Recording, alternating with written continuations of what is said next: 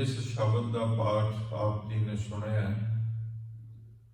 धन गुरु नानक साहब सच्चे पातशाह का रामकली राग दे विच उचारण किया होया पावन शब्द है। रहाऊ शब्द का केंद्री भाव हुंदा है। इस शब्द दे विच दो रहाऊ ने। पहले रहाऊ दे पद विच सवाल है, एक प्रश्न है, किन बिद सागर तरी है, जीवत्या नह मरी है। ते जिहड़ा अखीर दे विच रहाऊ है, उहदे विच इस प्रश्न का उत्तर है कि इन बिद सागर तरी है, जीवत्या मरी है। सवाल सतगुरु पातशाह आप पैदा करते ने, किन बिद, केड़ी बिद नाल, भाव केड़ी विधि नाल, किस तरीके दे नाल सागर तरी है। सागर केड़ा है? आ जो संसार है, इस नूं गुरु पातशाह ने भाव जल भी आखिया, सागर भी आखिया, बहुत तरह दीयां तशबीहां दित्तियां। ते पातशाह कहंदे ने भी इस नूं तरना बहुत औखा है। मनुख संसार विच पैदा होया, संसार दीयां वस्तुआं ने इन्ना को प्रभावित किया है कि ये संसार दे विच ही उलझ के रह गया। संसार दे अंदर जो विकार दियां अवगुणां दियां लहरां ने, उन्हां दे विच गोते खांदा होया अखीर एक दिन इहदे विच डुੱਬ जांदा है। जीवन मुक्ति की प्राप्ति नहीं कर पाउंदा। सब कहंदे ने किहड़ी विध है, किहड़ा तरीका है जिस दे नाल इस सागर नूं, इस संसार नूं तरिया जा सकदा है। ते जदों के शरीर जिउंदा होवे, मनुख आपा भाग तो मर जाए, जां इंज कह लईए भी तन जिउंदा होवे ते तन दे जिउंदियां जिउंदियां मन मर जाए, वो किहड़ी विध है, वो किहड़ा तरीका है। ते सतगुरु पातशाह की पावन बाणी पढ़िया सानू ये सोझी मिलती है। पातशाह कहते ने भी जीवत मरण की जुगत यह है कि आठ पहर प्रभ अपना ध्याईऐ, गुर प्रसाद भव तरीऐ, आप त्याग होईऐ सब रेणा, जीवत्या इउं मरीऐ।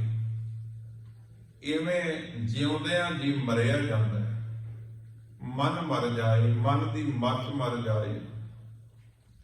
आप त्याग, आपा भाव त्याग के ते होईऐ सब रेणा, सारियां दी रेण भाव चरण धूड़ हो जाइए।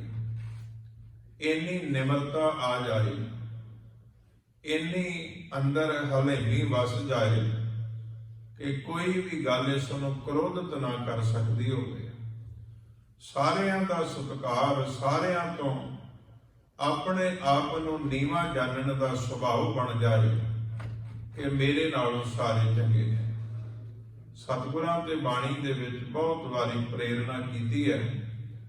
सिख बाणी पढ़दा ते है, पर बाणी पढ़ के समझ के भलेखा जिहड़ा वो फिर भी अपना दूर नहीं करता।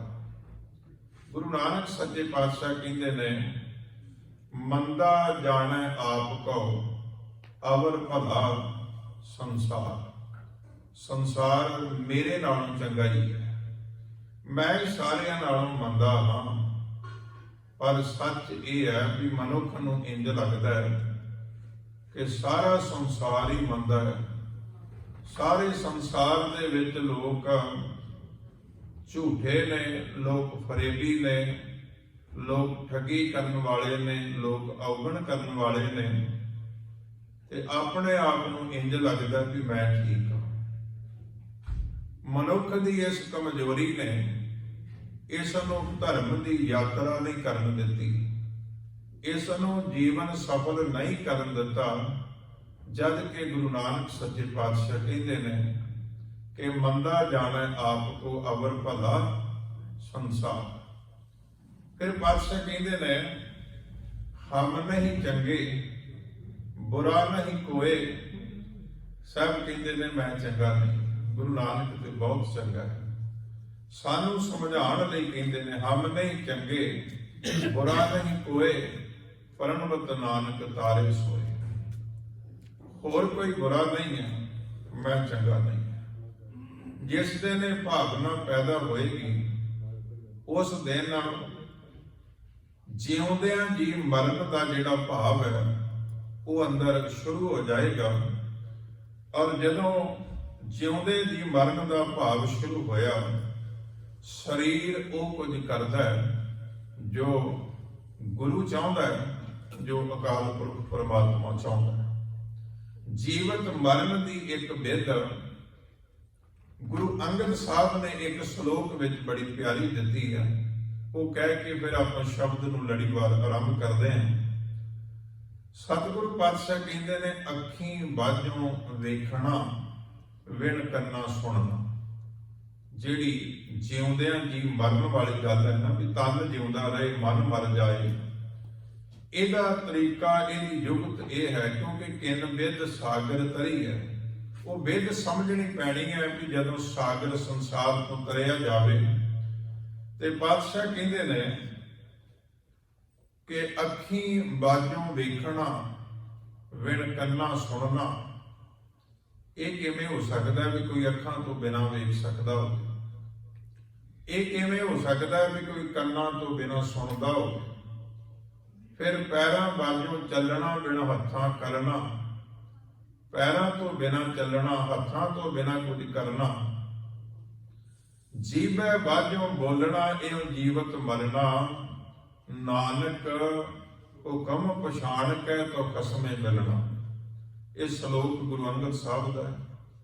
ਸਭ ਕਹਿੰਦੇ ਨੇ ਅੱਖਾਂ ਤੇ ਹੋਣ, ਪਰ ਅੱਖਾਂ ਵਿੱਚ ਵੇਖਣ ਵਾਲੀ ਜਿਹੜੀ ਦ੍ਰਿਸ਼ਟੀ ਹੈ, ਜਿਹੜੀ ਭਾਵਨਾ ਹੈ, ਉਹ ਗੁਰੂ ਅਨੁਸਾਰੀ ਹੋ ਜਾਏ ਤੇ ਵਿਕਾਰ ਦ੍ਰਿਸ਼ਟੀ ਦੇ ਨਾਲ ਤੱਕਣਾ ਜਿਹੜਾ ਉਹ ਖਤਮ ਹੋ ਜਾਏ। ਇਹ ਹੈ ਅੱਖੀਂ ਬਾਝੋਂ ਵੇਖਣਾ ਵਿਣ ਕੰਨਾਂ ਸੁਣਨਾ। ਕੰਨਾਂ ਤੋਂ ਬਿਨਾਂ ਸੁਣਨਾ। ਕੰਨ ਜਿਹੜੇ ਨੇ ਨਿੰਦਿਆ ਆਦਿਕ ਦੀ ਵਾਦੀ ਸੁਣਨੋਂ ਹਟ ਜਾਣ। ਇਹ ਜੀਵਤ ਮਰਨ ਦੀ ਜੁਗਤ ਹੈ, ਇਹ ਸੰਸਾਰ ਤਰਨ ਦੀ ਜੁਗਤ ਹੈ। ਸਭ ਕਹਿੰਦੇ ਨੇ ਬਿਨ ਕੰਨਾਂ ਸੁਣਨਾ, ਕੰਨਾਂ ਤੋਂ ਬਿਨਾਂ ਸੁਣਨਾ। ਤੇ ਪੈਰਾਂ ਬਾਝੋਂ ਚੱਲਣਾ। ਪੈਰ ਚੱਲਦੇ ਤੇ ਹੋਣ, ਪਰ ਚੱਲਦੇ ਗੁਰੂ ਅਨੁਸਾਰੀ ਹੋ ਕੇ ਹੋਣ, ਭੈੜੇ ਰਸਤੇ ਤੇ ਨਾ ਜਾਣ ਵਾਲੇ ਹੋਣ। ਇਹ ਹੈ ਬਿਨ ਪੈਰਾਂ ਤੋਂ ਚੱਲਣ ਦੀ ਵਿਧ। ਤੇ ਸਭ ਕਹਿੰਦੇ ਬਿਨ ਹੱਥਾਂ ਕਰਨਾ। ਕਿਸੇ ਦਾ ਬੁਰਾ ਕਰਨ ਲੱਗਿਆ ਸੋਚ ਕੇ ਉਸ ਤੋਂ ਪਾਸੇ ਹੋ ਜਾਣਾ। ਮੇਰੇ ਹੱਥ ਦੇ ਨਾਲ ਕਿਸੇ ਦਾ ਭਲਾ ਤੇ ਹੋ ਜਾਏ, ਕਿਸੇ ਦਾ ਬੁਰਾ ਨਾ ਹੋਵੇ। ਇਹ ਹੈ ਉਹ ਜੁਗਤ ਵਿਣ ਹੱਥਾਂ ਕਰਨਾ। ਹੱਥਾਂ ਤੋਂ ਬਿਨਾਂ ਕਰਨਾ ਭਾਵ ਇਹ ਕਿ ਹੱਥ ਤੇ ਮੇਰੇ ਨੇ, ਪਰ ਇਹਨਾਂ ਨਾਲ ਜੋ ਕੁਝ ਕਰਨਾ ਹੈ ਉਹ ਗੁਰੂ ਦੀ ਮਰਜ਼ੀ ਨਾਲ ਕਰਨਾ ਹੈ। ਉਹ ਧਰਮ ਉਪਦੇਸ਼ ਦੀ ਮਰਜ਼ੀ ਨਾਲ ਕਰਨਾ ਹੈ, ਆਪਣੀ ਮਨ ਮਰਜ਼ੀ ਨਾਲ ਨਹੀਂ ਕਰਨਾ।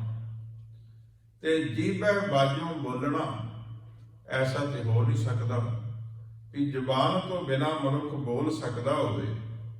ਪਰ ਗੁਰੂ ਅੰਗਦ ਸਾਹਿਬ ਕਹਿੰਦੇ ਨੇ ਕਿ ਐਸਾ ਕਰਨਾ ਪੈਣਾ ਜੇ ਜੀਵਤ ਮਰਨਾ ਹੈ। ਜੀਭੇ ਬਾਝੋਂ ਬੋਲਣਾ, ਜ਼ੁਬਾਨ ਤੋਂ ਬਿਨਾਂ ਬੋਲਣਾ ਭਾਵ ਜ਼ੁਬਾਨ ਨੂੰ ਨਿੰਦਿਆ ਆਦਿਕ ਦੀ ਜਿਹੜੀ ਵਾਦੀ ਹੈ, ਜਿਹੜੀ ਆਦਤ ਹੈ, ਉਸ ਤੋਂ ਬਚਾ ਕੇ ਰੱਖਣਾ। ਨਿੰਦਿਆ ਵੱਲੋਂ ਹਟਾ ਲੈਣਾ। ਇਉਂ ਜੀਵਤ ਮਰਨਾ। ਇਹ ਵਿਧ ਹੈ ਜੀਵਤ ਮਰਨ ਦੀ। ਤੇ ਸਭ ਕਹਿੰਦੇ ਨਾਨਕ ਹੁਕਮ ਪਛਾਣ ਕੇ ਤੋ ਖਸਮ ਮਿਲਣਾ। ਇਸ ਤਰੀਕੇ ਦੇ ਨਾਲ ਰੱਬ ਜੀ ਦੇ ਹੁਕਮ ਨੂੰ ਪਛਾਣ ਕੇ ਤੇ ਉਸ ਖਸਮ ਪਰਮਾਤਮਾ ਦੇ ਵਿੱਚ ਮਿਲ ਜਾਈਦਾ ਹੈ। ਇਹ ਹੈ ਜੀਵਤ ਮਰਨ ਦੀ ਵਿਧ। ਕਿਨ ਵਿਧ ਸਾਗਰ ਤਰੀਐ, ਜੀਵਤ ਆ ਨਹਿ ਮਰੀਐ। ਸਭ ਕਹਿੰਦੇ ਜਿਉਂਦਿਆਂ ਮਰਿਆ ਨਹੀਂ ਜਾਂਦਾ, ਇਸ ਕਰਕੇ ਵਿਧ ਦਾ ਪਤਾ ਨਹੀਂ ਲੱਗਦਾ ਤੇ ਮਨੁੱਖ ਸੰਸਾਰ ਸਮੁੰਦਰ ਦੇ ਵਿੱਚ ਡੁੱਬਦਾ ਜਾਂਦਾ ਤੇ ਕੋਈ ਵੀ ਵਿਕਾਰ ਇਸ ਨੂੰ ਡੋਬ ਦਿੰਦਾ। ਸਤਿਗੁਰੂ ਪਾਤਸ਼ਾਹ ਇਸ ਪਾਵਨ ਸ਼ਬਦ ਅੰਦਰ ਫਿਰ ਆਰੰਭਤਾ ਕਰਦੇ ਨੇ। ਜਿਤ ਦਰ ਵਸੈ ਕਮਨ ਦਰ ਕਹੀਐ। ਅਕਾਲ ਪੁਰਖ ਪ੍ਰਮਾਤਮਾ ਤੂੰ ਜਿਹੜੇ ਦਰ ਤੇ ਵਸਦਾ, ਕਮਨ ਦਰ ਕਹੀਐ, ਉਹ ਕਿਹੜਾ ਦਰ ਕਹੀਐ? ਦਰਾ ਭੀਤਰ ਦਰ ਕਮਨ ਦਹਿ। ਉਹ ਜਿਹੜਾ ਦਰਾ ਭੀਤਰ ਹੈ, ਉਹ ਦਰ, ਉਹ ਥਾਂ ਟਿਕਾਣਾ ਜਿਹੜਾ ਹੈ ਉਹ ਭੀਤਰ ਭਾਵ ਵਿੱਚ ਹੈ, ਗੁਪਤ ਹੈ। ਦਰ ਕਮਨ ਲਹੈ, ਕੌਣ ਕੋਈ ਐਸਾ ਹੈ ਜਿਹੜਾ ਉਸ ਦਰ ਨੂੰ ਪ੍ਰਾਪਤ ਕਰ ਲਏ, ਉਸ ਦਰ ਨੂੰ ਜਾਣ ਲਏ। ਜਦੋਂ ਅਸੀਂ ਨਿਤਨੇਮ ਦੇ ਵਿੱਚ ਵੀ ਇਹ ਸ਼ਬਦ 2 ਵਾਰੀ ਪੜ੍ਹਦੇ ਹਾਂ, ਜਿਸ ਵਿੱਚ ਗੁਰੂ ਪਾਤਸ਼ਾਹ ਕਹਿੰਦੇ ਨੇ ਸੋ ਦਰ ਤੇਰਾ ਕੀਹਾ, ਸੋ ਘਰ ਕੀਹਾ, ਜਿਤ ਬਹਿ ਸਰਬ ਸੰਭਾਲੇ। ਜਿਹੜੇ ਘਰ ਵਿੱਚ ਬਹਿ ਕੇ ਤੂੰ ਸਾਰਿਆਂ ਜੀਵਾਂ ਦੀ ਸੰਭਾਲ ਕਰ ਰਿਹਾ, ਅਕਾਲ ਪੁਰਖ ਪ੍ਰਮਾਤਮਾ, ਉਹ ਤੇਰਾ ਦਰ ਕਿਹੜਾ? ਉਹ ਤੇਰਾ ਘਰ ਕਿਹੜਾ ਜਿਹਦੇ ਵਿੱਚ ਬਹਿ ਕੇ ਤੂੰ ਸਾਰਿਆਂ ਦੀ ਸੰਭਾਲ ਕਰਦਾ ਹੈ? ਇਸ ਸ਼ਬਦ ਵਿੱਚ ਵੀ ਆਖਦੇ ਨੇ ਜਿਤ ਦਰ ਵਸੈ ਕਮਨ ਦਰ ਕਹੀਐ, ਦਰਾ ਭੀਤਰ ਦਰ ਕਮਨ ਲਹੈ। ਉਹ ਦਰ ਕਿਹੋ ਜਿਹਾ? ਉਹ ਦਰ ਕਿੱਥੇ ਹੈ? ਜਿੱਥੇ ਅਕਾਲ ਪੁਰਖ ਪ੍ਰਮਾਤਮਾ ਤੂੰ ਵਸ ਰਿਹਾ। ਜਿਸ ਦਰ ਕਾਰਨ ਫਿਰਾਂ ਉਦਾਸੀ। ਪਾਤਸ਼ਾਹ ਕਹਿੰਦੇ ਜਿਸ ਦਰ ਨੂੰ ਲੱਭਣ ਵਾਸਤੇ ਮੈਂ ਉਪਰਾਮ ਹੋ ਕੇ, ਉਦਾਸੀ ਹੋ ਕੇ ਫਿਰ ਰਿਹਾ। ਸੋ ਦਰ ਕੋਈ ਆਏ ਕਹਿ। ਉਸ ਦਰ ਨੂੰ ਕੋਈ ਆ ਕੇ ਕਵੇ, ਭਾਵ ਮੈਨੂੰ ਦੱਸੇ ਵੀ ਅਕਾਲ ਪੁਰਖ ਵਾਹਿਗੁਰੂ ਜੀ ਤੂੰ ਜਿਸ ਦਰ ਤੇ ਵਸਦਾ ਹੈ। ਬੇਨਤੀ ਕਰਾਂ, ਅਕਾਲ ਪੁਰਖ ਦਾ ਦਰ ਜਿਹੜਾ ਕੋਈ ਇਸ ਤਰ੍ਹਾਂ ਦਾ ਨਹੀਂ ਆ ਵੀ ਕੋਈ ਬਹੁਤ ਵੱਡਾ ਆਕਾਸ਼ ਦੇ ਵਿੱਚ ਜਾਂ ਪਤਾਲ ਦੇ ਵਿੱਚ ਕੋਈ ਬਹੁਤ ਵੱਡਾ ਮਹਿਲ ਬਣਿਆ ਹੋਇਆ ਤੇ ਉਹਦੇ ਦਰਵਾਜ਼ੇ ਬੰਦ ਨੇ, ਰੱਬ ਜੀ ਉੱਥੇ ਰਹਿੰਦੇ ਨੇ। ਇਸ ਤਰ੍ਹਾਂ ਦੀ ਕੋਈ ਗੱਲ ਨਹੀਂ ਹੈ। ਸੁਰਤ ਕਰਕੇ ਸਮਝਣ ਦੇ ਨਾਲ ਉਹ ਦਰ ਜਿਹੜਾ ਉਹਦੀ ਸੋਝੀ ਹੋ ਜਾਂਦੀ ਹੈ। ਮਨੁੱਖ ਇਸੇ ਸੰਸਾਰ ਵਿੱਚ ਰਹਿੰਦੇ ਹਨ, ਉਸ ਪ੍ਰਮਾਤਮਾ ਦੇ ਦਰ ਤੇ ਰਹਿਣ ਲੱਗ ਪੈਂਦਾ ਹੈ। ਇਹ ਜੁਗਤੀ ਹੈ, ਕਿਉਂਕਿ ਗੁਰੂ ਨਾਨਕ ਸੱਚੇ ਪਾਤਸ਼ਾਹ ਕਹਿੰਦੇ ਨੇ ਵੀ ਇਹ ਜਗ ਸੱਚੇ ਕੀ ਹੈ ਕੋਠੜੀ, ਸੱਚੇ ਕਾ ਵਿੱਚ ਵਾਸ। ਇਹ ਜਿਹੜੀ ਕੋਠੜੀ ਹੈ, ਇਹ ਜਿਹੜਾ ਘਰ ਹੈ ਨਾ, ਪਾਤਸ਼ਾਹ ਕਹਿੰਦੇ ਨੇ ਉਸ ਸੱਚੇ ਦਾ ਹੈ ਤੇ ਉਹ ਰਹਿੰਦਾ ਵੀ ਇਹਦੇ ਵਿੱਚ ਹੈ, ਉਹ ਲਾਂਭੇ ਨਹੀਂ ਰਹਿੰਦਾ, ਉਹਨੇ ਕੋਈ ਵੱਖਰਾ ਮਹਿਲ ਨਹੀਂ ਬਣਾਇਆ। ਇਹ ਜਗ ਸੱਚੇ ਕੀ ਹੈ ਕੋਠੜੀ, ਸੱਚੇ ਕਾ ਵਿੱਚ ਵਾਸ। ਇਕ ਨਾ ਹੁਕਮ ਸਮਾਏ ਲੈ, ਇਕ ਨਾ ਹੁਕਮੇ ਕਰੇ ਵਿਨਾਸ਼। ਇੱਥੇ ਹੀ ਰਹਿੰਦਾ। ਪਰ ਸਤਿਗੁਰੂ ਸੱਚੇ ਪਾਤਸ਼ਾਹ ਕਹਿੰਦੇ ਨੇ ਸੁਰਤ ਕਰਕੇ ਅਸੀਂ ਭੁੱਲ ਗਏ ਹਾਂ, ਸਾਡਾ ਆਪਾ ਭਾਵ ਨਹੀਂ ਮਰਿਆ, ਇਸ ਕਰਕੇ ਅਸੀਂ ਉਸ ਦਰ ਤੋਂ ਵਿਛੜ ਚੁੱਕੇ ਹਾਂ। ਜਿਸ ਦਰ ਕਾਰਨ ਫਿਰਾਂ ਉਦਾਸੀ, ਸੋ ਦਰ ਕੋਈ ਆਏ ਕਹਿ। ਸਿੱਧ ਗੋਸ਼ਟ ਦੀ ਬਾਣੀ ਦੇ ਅੰਦਰ ਗੁਰੂ ਨਾਨਕ ਸੱਚੇ ਪਾਤਸ਼ਾਹ ਨੂੰ ਜਦੋਂ ਜੋਗੀ ਸਿੱਧ ਸਵਾਲ ਕਰਦੇ ਨੇ ਤੇ ਜਦੋਂ ਗੁਰੂ ਨਾਨਕ ਸੱਚੇ ਪਾਤਸ਼ਾਹ ਉਹਨਾਂ ਦੇ ਸ਼ੰਕਿਆਂ ਦੇ ਜਵਾਬ ਦਿੰਦੇ ਨੇ, ਉੱਤਰ ਦਿੰਦੇ ਨੇ, ਉਹ ਜਦੋਂ ਇੱਕ ਵਾਰ ਸਿੱਧ ਮਿਲਦੇ ਨੇ ਤੇ ਗੁਰੂ ਨਾਨਕ ਦਾ ਜਿਹੜਾ ਚੋਲਾ ਹੈ ਉਹ ਲਗਭਗ ਉਦਾਸੀਆਂ ਵਾਲਾ ਹੈ। ਉਦਾਸੀ ਭਾਵ ਵੀ ਤਨ ਤੇ ਉਹ ਕੱਪੜੇ ਗੁਰੂ ਨਾਨਕ ਨੇ ਧਾਰਨ ਕੀਤੇ ਜਦੋਂ ਪ੍ਰਚਾਰ ਉਦਾਸੀਆਂ ਕੀਤੀਆਂ। ਭਈ ਲੰਬੇ ਪੈਂਡਿਆਂ ਦੇ ਵਿੱਚ, ਵਿਖੜੇ ਰਸਤਿਆਂ ਦੇ ਵਿੱਚ ਜੇ ਕੱਪੜਾ ਬਿਲਕੁਲ ਸਫੈਦ ਹੋਏਗਾ, ਚਿੱਟਾ ਹੋਏਗਾ ਤੇ ਬਾਰ-ਬਾਰ ਮੈਲਾ ਹੁੰਦਾ ਹੈ। ਜੇ ਕੱਪੜਾ ਥੋੜਾ ਜਿਹਾ ਭਗਵੇ ਰੰਗ ਵਾਲਾ ਹੋਵੇਗਾ, ਛੇਤੀ ਮੈਲਾ ਨਹੀਂ ਹੁੰਦਾ। ਸਮੇਂ ਦੀ ਲੋੜ ਮੁਤਾਬਕ ਗੁਰੂ ਪਾਤਸ਼ਾਹ ਨੇ ਉਹ ਚੋਲਾ ਪਹਿਨਿਆ। ਸਿੱਧ ਕਹਿੰਦੇ ਨੇ ਵੀ ਤੁਸੀਂ ਤਨ ਤੇ ਚੋਲਾ ਵੀ ਪਾਇਆ, ਪਰ ਤੁਸੀਂ ਫਿਰ ਵੀ ਇਹ ਕਹਿੰਦੇ ਹੋ ਵੀ ਸੰਸਾਰ ਨੂੰ ਛੱਡਣਾ ਨਹੀਂ ਹੈ, ਉਦਾਸੀ ਨਹੀਂ ਹੋਣਾ। ਤੇ ਅਸੀਂ ਤੁਹਾਨੂੰ ਵੇਖਿਆ ਸੰਸਾਰ ਵਿੱਚ ਵਿਚਰਦਿਆਂ, ਫਿਰ ਉਦੋਂ ਕਿਉਂ ਉਦਾਸੀ ਹੋਈ ਸੀ? ਗੁਰੂ ਨਾਨਕ ਨੂੰ ਸਵਾਲ ਕਰਦੇ ਨੇ ਕਿ ਤੁਸੀਂ ਕਿਸ ਕਾਰਨ ਉਦਾਸੀ ਦਾ ਭੇਖ ਧਾਰਨ ਕੀਤਾ, ਉਦਾਸੀਆਂ ਕੀਤੀਆਂ, ਕਿਸ ਕਾਰਨ ਤਜ ਭਇ ਗ੍ਰਹਿ ਤਜ ਭਇਓ ਉਦਾਸੀ, ਕਿਸ ਕਾਰਨ ਤੁਸਾਂ ਨੇ ਉਦਾਸ ਧਾਰਨ ਕੀਤਾ? ਗੁਰੂ ਨਾਨਕ ਸੱਚੇ ਪਾਤਸ਼ਾਹ ਨੇ ਉਸ ਸਵਾਲ ਦਾ ਜਿਹੜਾ ਜਵਾਬ ਦਿੱਤਾ, ਪਾਤਸ਼ਾਹ ਕਹਿਣ ਲੱਗੇ ਕਿ ਗੁਰਮੁਖ ਖੋਜਤ ਭਏ ਉਦਾਸੀ।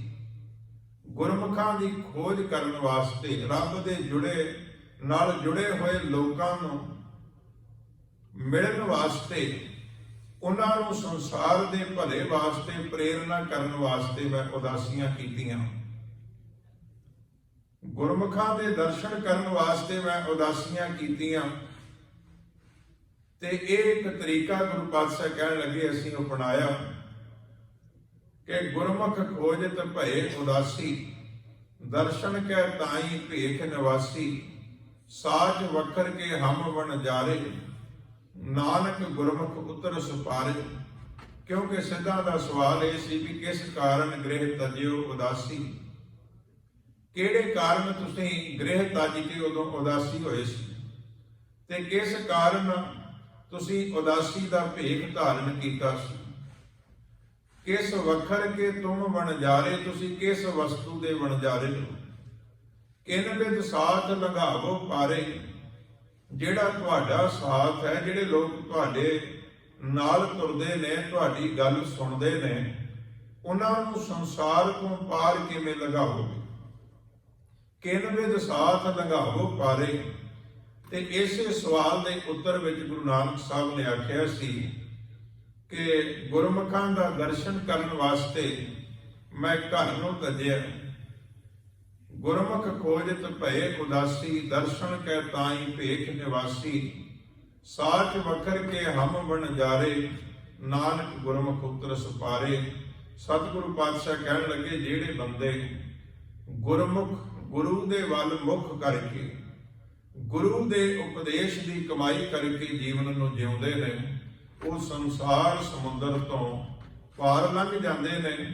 ਇਸ ਪਾਵਨ ਸ਼ਬਦ ਅੰਦਰ ਗੁਰੂ ਪਾਤਸ਼ਾਹ ਬਖਸ਼ਿਸ਼ ਕਰ ਰਹੇ ਨੇ, ਜਿਸ ਦਰ ਕਾਰਨ ਫਿਰਾਂ ਉਦਾਸੀ, ਸੋ ਦਰ ਕੋਈ ਆਏ ਕਹੈ। ਫਿਰ ਰਹਾਉ ਦੀਆਂ ਪੰਕਤੀਆਂ ਨੇ, ਕਿਨ ਬਿਦ ਸਾਗਰ ਤਰੀਐ, ਜੀਵਤਿਆਂ ਨਹਿ ਮਰੀਐ। ਸ਼ਬਦ ਦਾ ਅਗਲਾ ਪਦ ਹੈ, ਦੁੱਖ ਦਰਵਾਜਾ ਰੋ ਰਖਵਾਲਾ, ਆਸ ਅੰਦੇਸਾ ਦੋਏ ਪਟ ਜੜੇ। ਪਾਤਸ਼ਾਹ ਕਹਿੰਦੇ ਨੇ ਉਸ ਮਹਿਲ ਤੱਕ ਪਹੁੰਚਣਾ ਤੇ ਚਾਹੁੰਦੇ, ਦੁੱਖ ਦਰਵਾਜਾ, ਦੁੱਖ ਦਾ ਦਰਵਾਜਾ ਜਿਹੜਾ ਹੈ ਇਸ ਤੋਂ ਅੱਗੇ ਨਹੀਂ ਜਾਣ ਦਿੰਦਾ। ਰੋ ਰਖਵਾਲਾ, ਰੋਹ ਭਾਵ ਜਿਹੜਾ ਕ੍ਰੋਧ ਹੈ, ਇਸ ਦਰਵਾਜੇ ਤੇ ਰਖਵਾਲਾ ਖਲੋਤਾ ਹੋਇਆ। ਆਸ ਅੰਦੇਸਾ ਦੋਏ ਪਟ ਜੜੇ, ਜਿਹੜੀ ਆਸਾ ਹੈ ਇਹ ਅੰਦੇਸ਼ੇ ਨੂੰ ਪੈਦਾ ਕਰਦੀ ਹੈ। ਆਸ ਹੈ ਤੇ ਉਹਦਾ ਸਹਿਮ ਬਣਿਆ ਰਹੇਗਾ ਵੀ ਪਤਾ ਨਹੀਂ ਪੂਰੀ ਹੋਣੀ ਹੈ ਕਿ ਨਹੀਂ ਹੋਣੀ। ਜਿੱਥੇ ਆਸਾ ਹੋਏਗੀ ਉੱਥੇ ਅੰਦੇਸ਼ਾ ਵੀ ਹੋਏਗਾ। ਸਭ ਕਹਿੰਦੇ ਨੇ ਇਹ ਦੋਏ ਪਟ ਜੜੇ, ਇਹ ਦੋਵੇਂ ਦਰਵਾਜੇ ਦੇ ਤਖਤੇ ਨੇ ਜਿਹੜੇ ਜੜੇ ਹੋਏ ਨੇ, ਲੱਗੇ ਹੋਏ ਨੇ। ਤੇ ਮਾਇਆ ਜਲ ਖਾਈ ਪਾਣੀ ਘਰ ਬਾਂਧਿਆ, ਮਾਨੋ ਇਸ ਦਲ ਦੇ ਬਾਹਰ ਆਲੇ ਦੁਆਲੇ ਮਾਇਆ ਜਲ ਖਾਈ, ਮਾਇਆ ਦੀ ਖਾਈ ਹੈ, ਮਾਇਆ ਦੇ ਮੋਹ ਦੀ ਇੱਕ ਖਾਈ ਹੈ। ਪੁਰਾਣਾ ਸਮਾਂ ਸੀ ਜਦੋਂ ਕਿਲੇ ਬਣਾਏ ਜਾਂਦੇ ਸਨ ਤੇ ਰੱਖਿਆ ਵਾਸਤੇ, ਜਿੱਥੇ ਉਹਦੀਆਂ ਦੀਵਾਰਾਂ ਮਜ਼ਬੂਤ ਬਣਾਈਆਂ ਜਾਂਦੀਆਂ ਸੀ, ਮੇਨ ਦਰਵਾਜ਼ਾ ਬੜਾ ਮਜ਼ਬੂਤ ਬਣਾਇਆ ਜਾਂਦਾ ਸੀ, ਉੱਥੇ ਆਲੇ ਦੁਆਲੇ ਇੱਕ ਡੂੰਘੀ ਖਾਈ ਵੀ ਪੁੱਟੀ ਜਾਂਦੀ ਸੀ। ਉਹਦੇ ਵਿੱਚ ਪਾਣੀ ਭਰ ਕੇ ਰੱਖਿਆ ਜਾਂਦਾ ਸੀ। ਵਿਰੋਧੀ ਦੀ ਫੌਜ ਆਵੇ, ਦਰਵਾਜ਼ੇ ਤੱਕ ਨਾ ਪਹੁੰਚ ਸਕੇ, ਕਿਲੇ ਤੱਕ ਨਾ ਪਹੁੰਚ ਸਕੇ। ਕਈ ਤਰ੍ਹਾਂ ਦੇ ਪ੍ਰਬੰਧ ਹੁੰਦੇ ਸਨ। ਗੁਰੂ ਨਾਨਕ ਸੱਚੇ ਪਾਤਸ਼ਾਹ ਕਹਿੰਦੇ ਨੇ, ਮਾਇਆ ਜਲ ਖਾਈ। ਮਾਇਆ ਦੇ ਜਲ ਦੀ ਖਾਈ ਹੈ। ਪਾਣੀ ਘਰ ਬੰਧਿਆ, ਵਿਕਾਰਾਂ ਦੇ ਪਾਣੀ ਦਾ ਘਰ ਬੱਧਾ ਹੋਇਆ। ਤੇ ਸਤ ਕੈ ਆਸਣ ਪੁਰਖ ਰਹਿ। ਉਹ ਜਿਹੜਾ ਪੁਰਖ ਹੈ, ਅਕਾਲ ਪੁਰਖ ਪਰਮਾਤਮਾ ਹੈ, ਉਹ ਸਤ ਦੇ ਆਸਣ ਤੇ ਰਹਿੰਦਾ ਹੈ। ਤੇ ਸਾਡੇ ਅੰਦਰ ਜਿਹੜਾ ਭੇਦ ਬਣਿਆ ਹੋਇਆ, ਉਹ ਦੁੱਖ ਦਰਵਾਜ਼ਾ ਹੈ। ਕ੍ਰੋਧ ਜਿਹੜਾ ਉਹ ਦਰਵਾਜ਼ੇ ਦਾ ਰਖਵਾਲਾ ਬਣਿਆ। ਆਸਾ ਜਿਹੜੀ ਹੈ, ਇਹਨੇ ਅੰਦੇਸ਼ਾ ਪੈਦਾ ਕੀਤਾ ਹੋਇਆ। ਇਹ ਆਸਾ ਅੰਦੇਸ਼ਾ ਦੇ ਦੋਏ ਪੱਟ ਜਿਹੜੇ ਇਸ ਤਰ੍ਹਾਂ ਦਰਵਾਜ਼ੇ ਜਿਹੜੇ ਨੇ ਉਹ ਲੱਗੇ ਹੋਏ ਨੇ। ਤੇ ਮਾਇਆ ਦੀ ਖਾਈ ਹੈ। ਤੇ ਸਤਿਗੁਰੂ ਪਾਤਸ਼ਾਹ ਕਹਿੰਦੇ, ਪਾਣੀ ਦੇ ਵਿਕਾਰਾਂ ਨੇ ਹਿਰਦੇ ਰੂਪੀ ਘਰ ਨੂੰ ਬੰਨਿਆ ਹੋਇਆ। ਤੇ ਸਤ ਕੈ ਆਸਣ ਪੁਰਖ ਰਹਿ। ਉਹ ਜਿਹੜਾ ਪੁਰਖ ਹੈ, ਉਹ ਸਤ ਦੇ ਆਸਣ ਤੇ ਰਹਿੰਦਾ ਹੈ।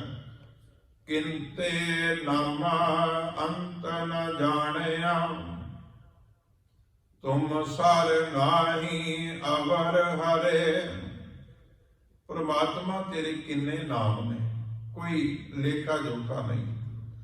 ਪਰ ਅੰਤ ਨਾ ਜਾਣਿਆ, ਅਸੀਂ ਤੇਰੇ ਵੱਖ-ਵੱਖ ਨਾਮ ਲੈ ਕੇ ਵੀ ਤੇਰਾ ਅੰਤ ਨਹੀਂ ਪਾ ਸਕਦੇ, ਤੇਰੇ ਅੰਤ ਨੂੰ ਨਹੀਂ ਜਾਣ ਸਕਦੇ। ਕਿਉਂਕਿ ਤੁਮ ਸਰ ਨਾਹੀ ਅਵਰ ਹਰੇ।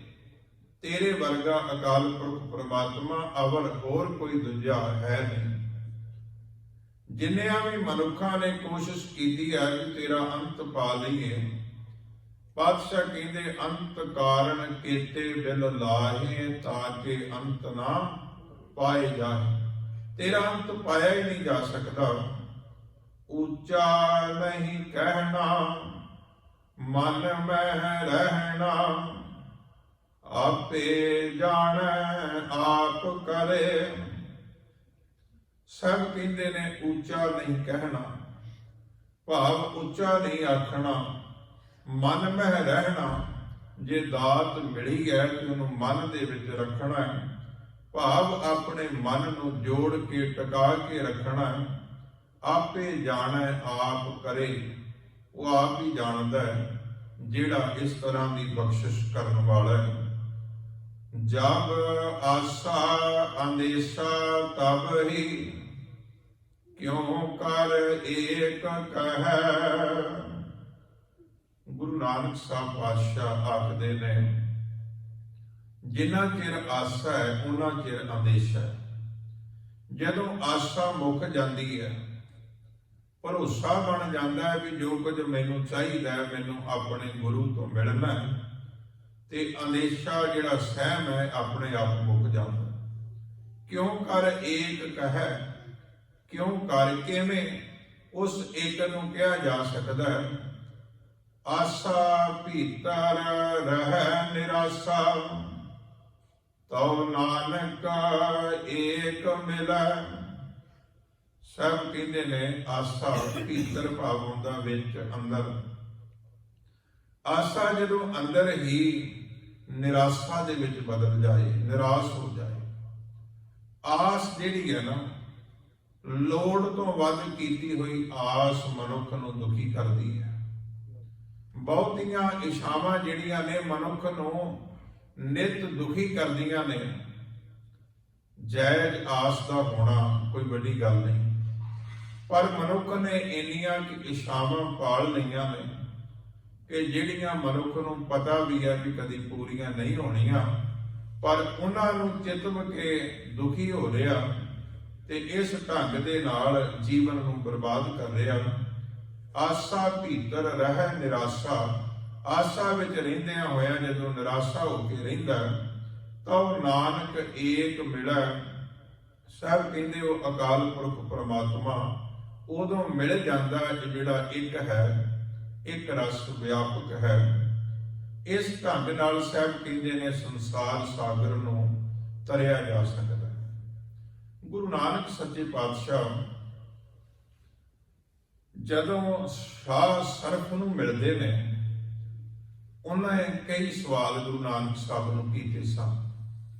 ਉਹਨਾਂ ਸਵਾਲਾਂ ਵਿੱਚੋਂ ਇੱਕ ਬੜਾ ਅਹਿਮ ਸਵਾਲ ਹੈ ਜਿਹੜਾ ਇਸ ਵਿਸ਼ੇ ਨਾਲ ਸੰਬੰਧਿਤ ਹੈ। ਗੁਰੂ ਨਾਨਕ ਸੱਚੇ ਪਾਤਸ਼ਾਹ ਨੂੰ ਸ਼ਾਹ ਸਰਫ ਆਖਦਾ ਹੈ ਕਿ ਇਹ ਨਾਨਕ, ਫਕੀਰੀ ਦਾ ਆਦਿ ਕੀ ਹੈ, ਫਕੀਰੀ ਦਾ ਅੰਤ ਕੀ ਹੈ? ਬੜਾ ਗਹਿਰਾ ਸਵਾਲ ਹੈ।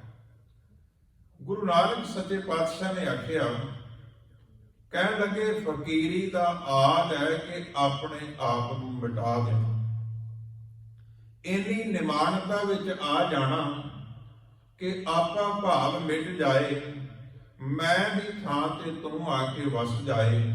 ਇਹ ਫਕੀਰੀ ਦਾ ਆਦਿ ਹੈ, ਇਹ ਫਕੀਰੀ ਦੀ ਆਰੰਭਤਾ ਹੈ। ਤੇ ਫਕੀਰੀ ਦਾ ਅੰਤ ਗੁਰੂ ਸਾਹਿਬ ਸੱਚੇ ਪਾਤਸ਼ਾਹ ਕਹਿਣ ਲੱਗੇ ਵੀ ਜਦੋਂ ਇਹ ਸਮਝ ਆ ਜਾਏ ਵੀ ਸਭ ਕੁਝ ਇੱਥੇ ਨਾਸ਼ਵਾਨ ਹੈ, ਕੁਝ ਵੀ ਰਹਿਣ ਵਾਲਾ ਨਹੀਂ, ਤੇ ਕਹਿਣ ਲੱਗੇ ਇੱਕ ਪ੍ਰਮਾਤਮਾ ਹੀ ਹੈ ਜਿਹੜਾ ਅਬਿਨਾਸ਼ੀ ਹੈ, ਇਹ ਫਕੀਰੀ ਦਾ ਅੰਤ ਹੈ। ਉਹਦਾ ਸਵਾਲ ਸੀ ਕਿ ਫਕੀਰੀ ਦਾ ਆਦਿ ਕੀ ਹੈ? ਸਤਿਗੁਰੂ ਸੱਚੇ ਪਾਤਸ਼ਾਹ ਕਹਿਣ ਲੱਗੇ ਕਿ ਫਕੀਰੀ ਦਾ ਆਦਿ ਇਹ ਹੈ ਕਿ ਮਨੁੱਖ ਆਪਾ ਭਾਵ ਮਿਟਾ ਦੇਵੇ।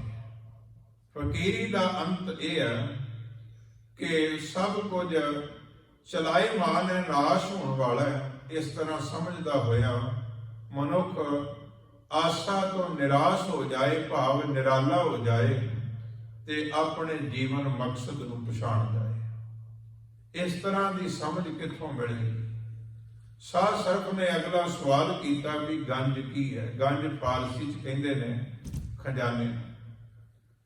ਖਜ਼ਾਨਾ ਕੀ ਹੈ, ਭੰਡਾਰਾ ਕੀ ਹੈ, ਇਹ ਵਸਤ ਕਿੱਥੋਂ ਮਿਲਦੀ ਹੈ? ਗੁਰੂ ਨਾਨਕ ਨੇ ਉਸ ਸਵਾਲ ਦੇ ਜਵਾਬ ਵਿੱਚ ਜਿਹੜਾ ਬਚਨ ਆਖਿਆ, ਸਭ ਕਹਿਣ ਲੱਗੇ ਜਿਹੜਾ ਗੰਜ ਹੈ, ਜਿਹੜਾ ਖਜ਼ਾਨਾ ਹੈ, ਸਤ ਸੰਗਤ ਹੈ। ਸਤ ਸੰਗਤ ਦੇ ਵਿੱਚੋਂ ਇਹ ਵਸਤੂ ਪ੍ਰਾਪਤ ਹੁੰਦੀ ਹੈ ਕਿ ਮਨੁੱਖ ਆਪਣਾ ਜਨਮ ਸਵਾਰ ਜਾਏ, ਜੀਵਨ ਸਫਲਾ ਕਰ ਜਾਏ। ਸ਼ਬਦ ਦਾ ਦੂਸਰਾ ਰਹਾਉ ਦਾ ਪਦ ਹੈ, ਇਨ ਮੇਦਾ ਸਾਗਰ ਤਰੀਐ। ਪਾਤਸ਼ਾਹ ਕਹਿੰਦੇ ਇਸ ਵਿਧੀ ਨਾਲ, ਇਸ ਤਰੀਕੇ ਨਾਲ। ਕਿਹੜਾ ਤਰੀਕਾ? ਜਿਹੜਾ ਸ਼ਬਦ ਦੇ ਵਿੱਚ ਉੱਪਰ ਦੱਸਿਆ, ਜਿਹੜਾ ਤਰੀਕਾ ਗੁਰੂ ਪਾਤਸ਼ਾਹ ਨੇ ਇਹਨਾਂ ਪੰਕਤੀਆਂ ਵਿੱਚ ਦੱਸਿਆ ਕਿ ਜਬ ਆਸਾ ਅੰਦੇਸ਼ਾ ਤਬ ਹੀ ਕਿਉਂ ਕਰ ਏਕ ਕਹਿ, ਆਸਾ ਭੀਤਰ ਰਹਿ ਨਿਰਾਸ਼ਾ ਤਉ ਨਾਨਕ ਏਕ ਮਿਲੈ। ਜਦੋਂ ਆਸਾ ਵਿੱਚ ਨਿਰਾਸ਼ ਰਹਿਣ ਦੀ ਜੁਗਤੀ ਆ ਜਾਂਦੀ ਹੈ, ਸਭ ਕਹਿੰਦੇ ਇਨ ਵਿਦ ਸਾਗਰ ਤਰੀ ਹੈ। ਇਸ ਵਿਦ ਨਾਲ ਇਸ ਸੰਸਾਰ ਸਾਗਰ ਤੋਂ ਤਰਿਆ ਜਾਂਦਾ ਹੈ ਤੇ ਜੀਵਤਿਆਂ ਇਉਂ ਮਰੀਐ, ਇੰਦ ਜਿਉਂਦਿਆਂ ਜੀ ਆਪੇ ਭਾਵ ਤੋਂ ਮਰਿਆ ਜਾਂਦਾ। ਤਨ ਤੇ ਜਿਉਂਦਾ ਰਹੇ, ਮਨ ਮਰ ਜਾਏ, ਮਨ ਮਤ ਤੋਂ ਹਟ ਜਾਏ।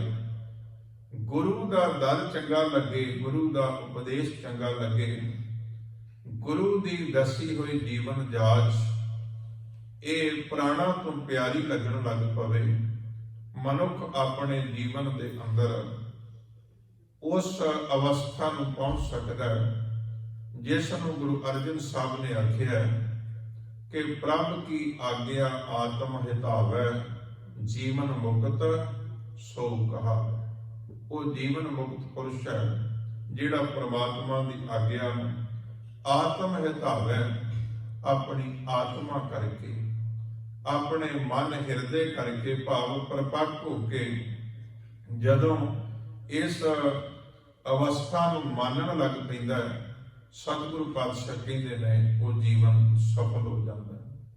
ਗੁਰੂ ਨਾਨਕ ਸੱਚੇ ਪਾਤਸ਼ਾਹ ਦਾ 22 ਸਤੰਬਰ ਨੂੰ ਮੂਲ ਨਾਨਕ ਸ਼ਾਹੀ ਕੈਲੰਡਰ ਮੁਤਾਬਕ ਜੋਤੀ ਜੋਤ ਸਮਾਉਣ ਦਾ ਦਿਹਾੜਾ ਸੀ, ਪਿਛਲੇ ਦਿਨਾਂ ਚ ਲੰਘਿਆ। ਗੁਰੂ ਨਾਨਕ ਸੱਚੇ ਪਾਤਸ਼ਾਹ ਨੇ ਕਰਤਾਰਪੁਰ ਸਾਹਿਬ ਦੀ ਪਾਵਨ ਧਰਤੀ ਤੇ, ਜਦੋਂ ਅਸੀਂ ਅੰਗਰੇਜ਼ੀ ਤਰੀਕ ਦਾ ਹਿਸਾਬ ਲਾਉਂਦੇ ਹਾਂ ਤੇ 5 ਸਤੰਬਰ 1539 ਬਣਦਾ ਹੈ। ਦੇਸੀ ਮਹੀਨੇ ਦੇ ਹਿਸਾਬ ਨਾਲ ਅੱਸੂ ਵਧੀ ਸੀ 10ਵੀਂ, उस दिन गुरु नानक सच्चे पातशाह ज्योति जोत समाई। संसार समुद्र तो तरन की जांच दसते हुए शरीर करके ज्योति जोत समाउण लग्या गुरु नानक सच्चे पातशाह ने भाई लहणे अपना अंग बनाया, अंगे खुद आख्या, अपनी उस जोत नूं भाई लहणे विच टकाया ते आप ज्योति जोत समा गए। जदों गुरु नानक ज्योति जोत समाए, इतिहास कहता है कि कुछ मुसलमान, कुछ हिंदू, कुछ होर लोग अपना दावा करते ने नानक साडा है, असी अपने ढंग नाल इन्हां दी देह दा अंतम जो रस्मां ने वो निभाउणियां ने।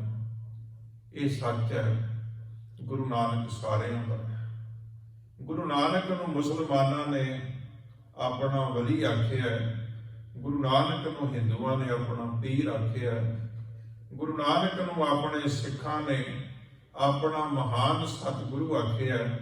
गुरु नानक की सिक्ख्या सारिਆਂ वास्ते है, पर कहते ने कि जदों इस तरह की तकरार हुई, गुरु पातशाह के संस्कार तो बाद विच मुसलमाना ने गुरु नानक का मकबरा बना लिया। एको ही थां ते कंध सांझी, एक पासे उन्होंने मकबरा बना लिया, दूसरे पासे उन्होंने एक दूसरा स्थान बन गया, देहरा बन गया। रावी दे कंढे करतारपुर साहब वसिया, 18 साल गुरु नानक उत्थे रहे ते मानो रावी ने भी गुरु नानक दियां प्रेम तरंगां नूं माणिया। इतिहास कहता भी रावी दे विच बड़ा जोर दी हड़ आया, देहरा भी रुड़ गया ते मकबरा भी रुड़ गया। गुरु नानक दी जिहड़ी उन्हां याद बनाई सी, ज्योति जोत समाउण दा थां बनाया सी, वो रावी जिहड़ी वहा के लै गई। होर भी कई बारी यतन किया गया, पर वो टिकाणा ना बन सकिया। कारण जिहड़ा गुरु नानक शब्द नाल जोड़ के गया, जेड़े गुरु नानक सच्चे पातशाह अपने शरीर नूं पासे करके शब्द नाल जुड़न दी प्रेरणा दिंदियां होया अपनी जोत नूं गुरु नानक भाई लहणे विच टका के गुरु अंगद बना के गए। उन्हां नूं किवें प्रवान हो सकदा सी कि लोग मकबरे ते देहरे आदत दे झगड़े विच पए रहण। गुरु नानक दे उपदेश नूं सुनना, पढ़ना ते कमाउणा, यही गुरु नानक नूं प्यार करना है। गुरु नानक सच्चे पातशाह ने शब्द की दात समुचे संसार नूं दित्ती है। शब्द नाल जुड़ के जीवन का उधार हुंदा है। ये सतगुरु गुरु नानक साहब सच्चे पातशाह का पावन उपदेश है। गुरु नानक सच्चे पातशाह मेहर करन। ये पावन शब्द भी राम कली राग में गुरु नानक साहब का उच्चारण किया होया, जिस विच सतगुरु कहते ने कि निमित सागर तरी है, जीवत्या नह मरी है। फिर दूसरा रहाओ का पद शब्द के अखीर ते है। सारी विद दस के साहब कहते ने इन विद सागर तरी है, जीवत्या इं मरी है। आओ इन्हें शब्द प्रवान करने होइयां भुलां चुकां दी खिमा बख्शणी फतेह बुलाओ जी। वाहिगुरु जी का खालसा, वाहिगुरु